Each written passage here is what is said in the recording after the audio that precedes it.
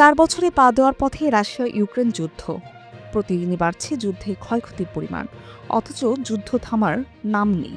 তুলনামূলক দুর্বল প্রতিপক্ষ হয়েও শক্তিশালী রূপ সেনাদের বিপক্ষে লড়াই করে যাচ্ছে ইউক্রেনের সেনারা। পেছনে ঢাল হিসেবে দাঁড়িয়েছে গোটা ইউরোপ ও আমেরিকা। ঢালছে কারি কারি অর্থ, তবু কিছুতেই ঠেকানো যাচ্ছে না রুশ সেনাদের। দখল হচ্ছে ইউক্রেনের ভূমি। এ অবস্থায় কিয়েভকে দেওয়া সমর্থন কমিয়ে আনার ইঙ্গিত দিয়েছে ওয়াশিংটন। পলিটিকোকে দেওয়া এক বিস্তৃত সাক্ষাৎকারে মার্কিন প্রেসিডেন্ট ডোনাল্ড ট্রাম্পের ভাষ্য অনেকটা এমন: পরের কাঁধে বন্দুক রেখে যুদ্ধ আর চলবে না। ইউক্রেন রাশিয়া যুদ্ধ শেষ করতে ব্যর্থ হয়েছে ইউরোপ, এমন অভিযোগ এনে ট্রাম্প বলেন, ইউরোপীয় দেশগুলো চায় ইউক্রেন লড়তে থাকুক যতক্ষণ না সে ভেঙে পড়ে। এটা ইউরোপের দীর্ঘমেয়াদী স্বার্থ। ইউরোপের নেতারা চাইছেন যুদ্ধ শেষ করার প্রচেষ্টায় ভূমিকা রাখতে, কারণ তারা মনে করে দ্রুত সমাধান হলে মহাদেশের দীর্ঘমেয়াদী স্বার্থ ক্ষতিগ্রস্ত হতে পারে।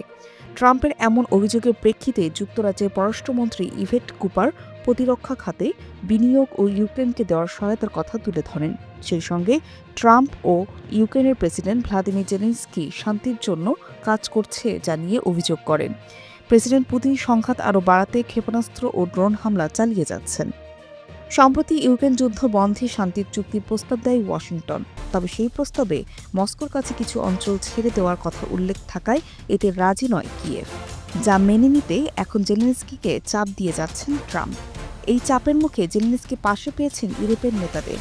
যা নিয়ে 9 ডিসেম্বর এক্সে দেওয়া এক পোস্টে জেলেনস্কি বলেন, যুদ্ধ শেষ করার বিভিন্ন দিক নিয়ে সক্রিয়ভাবে কাজ করছে ইউক্রেন ও ইউরোপ, যার ফলে পরিকল্পনার অংশগুলো এখন আরও উন্নত হয়েছে।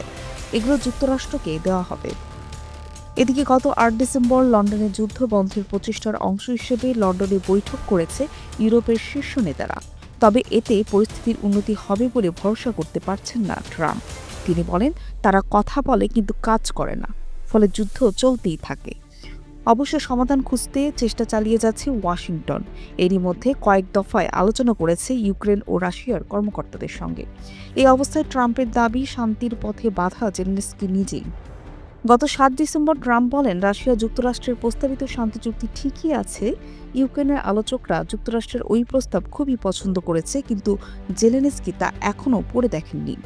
এদিকে 2024 সালের মে মাসেই প্রেসিডেন্ট জেলেনস্কির প্রেসিডেন্সিয়াল মেয়াদ শেষ হয়েছে, কিন্তু ইউক্রেনের যুদ্ধের কারণে দেশজুড়ে সামরিক আইন জারি হওয়ায় নির্বাচন স্থগিত রয়েছে। জেলেনস্কিকে এটি নিয়েও খোঁচা দিয়েছেন মার্কিন প্রেসিডেন্ট। ট্রাম্প বলেন, ইউক্রেনকে নির্বাচন করতে হবে। তারা যুদ্ধকে অজুহাত হিসেবে ব্যবহার করছে নির্বাচন না করার জন্য। যদিও জেলেনস্কির ভাষ্য, তিনি নির্বাচনের জন্য প্রস্তুত এবং আইন পরিবর্তনে প্রয়োজনীয় প্রস্তাব তৈরির নির্দেশও দেবেন। যুক্তরাষ্ট্র ও মিত্ররা নিরাপত্তা নিশ্চিত করলে 60 থেকে 90 দিনের মধ্যে নির্বাচন আয়োজন করবেন। অভিবাসন নীতি নিয়ে বরাবরই কঠোর ট্রাম্প সাক্ষাৎকারে ক্ষোভ ছেড়েছেন ইউরোপের অভিবাসন নীতি নিয়েও।